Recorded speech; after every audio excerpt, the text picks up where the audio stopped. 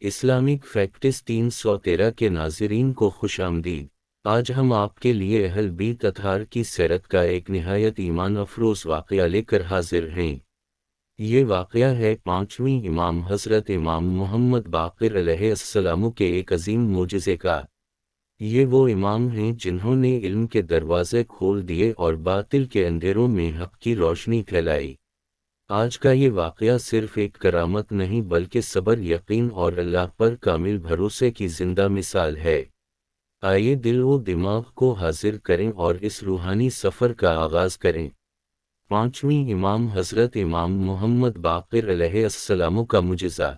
حضرت امام محمد باقر علیہ السلام رسول خدا صلی اللہ علیہ وآلہ وسلم کے پڑپوتے اور حضرت امام زین العابدین علیہ السلام کے فرزندی تھے۔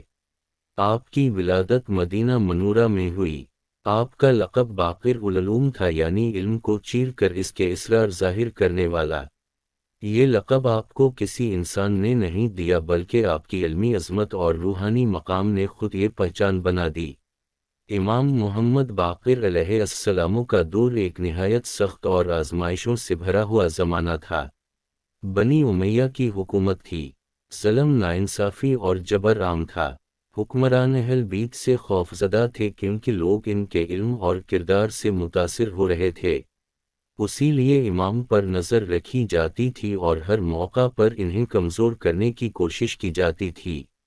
ایک مرتبہ کا واقعہ ہے کہ امام محمد باقر علیہ السلام مدینہ میں تشریف فرما تھے۔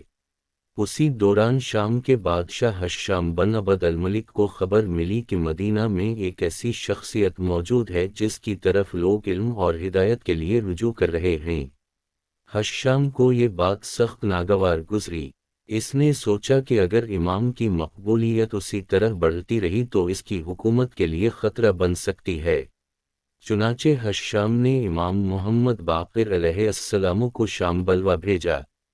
ظاہری طور پر یہ ایک سرکاری دعوت تھی مگر حقیقت میں یہ ایک آزمائش اور سازش تھی۔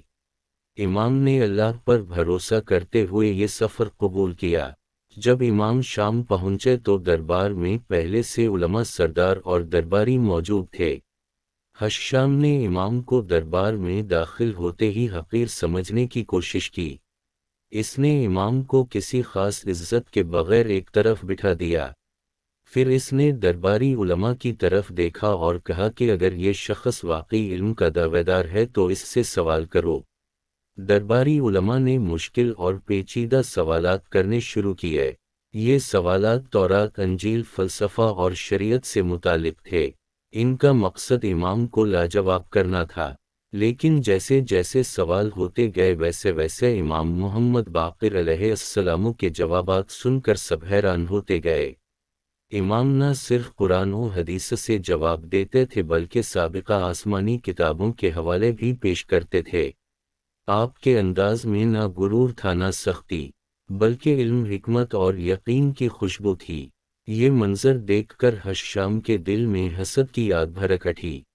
اس نے سوچا کہ اگر یہی حال رہا تو دربار میں اس کی عزت باقی نہیں رہے گی۔ چنانچہ اس نے ایک نیا منصوبہ بنایا۔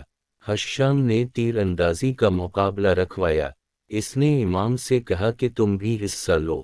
اس کا خیال تھا کہ امام اس فن میں ماہر نہیں ہوں گے اور سب کے سامنے شرمندہ ہوں گے۔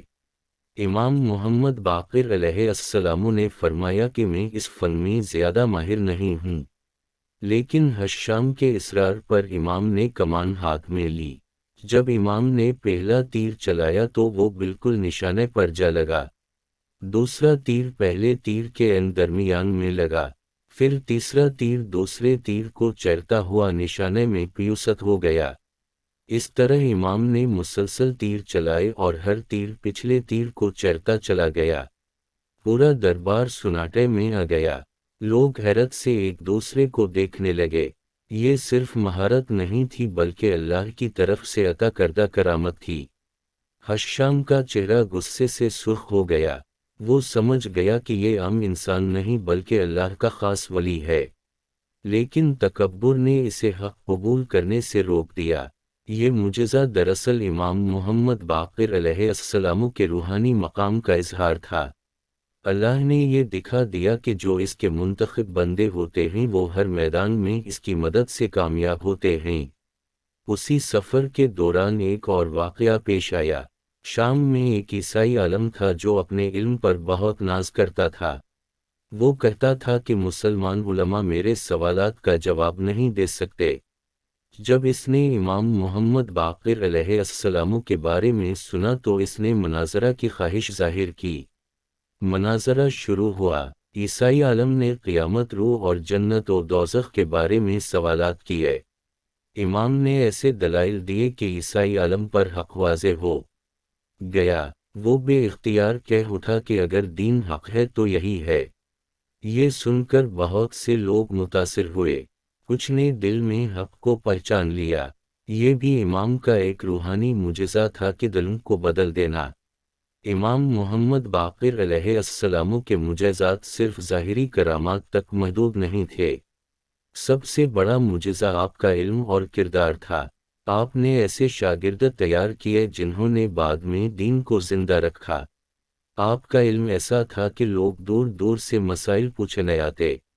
امام ہر سوال کا جواب قرآن کی روشنی میں دیتے۔ آپ فرماتے تھے کہ ہمارا علم رسول خدا کا علم ہے جو نسل در نسل ہمیں ملا ہے۔ یہی وجہ ہے کہ آپ کو باقر العلوم کہا جاتا ہے۔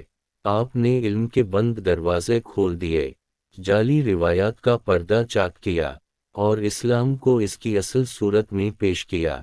امام محمد باقر علیہ السلام کا یہ معجزہ ہمیں یہ سبق دیتا ہے کہ حقیقی طاقت اللہ کے ہاتھ میں ہے۔ جو اس پر بھروسہ کرتا ہے وہ کبھی رسوا نہیں ہوتا، چاہے حالات کتنے ہی سخت کیوں نہ ہوں۔ ناظرین، یہ تھا 5ویں امام حضرت امام محمد باقر علیہ السلام کا ایمان افروز معجزہ۔ اگر آپ کو یہ واقعہ پسند آیا ہو تو ویڈیو کو لائک کریں، چینل اسلامک فیکٹس 313 کو سبسکرائب کریں، اور اس پیغام کو دوسروں تک ضرور پہنچائیں۔ اہل بیت کی سیرت ہمارے لیے ہدایت کا چراغ ہے۔ اگلی ویڈیو میں ایک اور روحانی اور تاریخی واقعے کے ساتھ حاضر ہوں گے۔ تب تک کے لیے ہمیں اجازت دیجیے۔ اللہ حافظ۔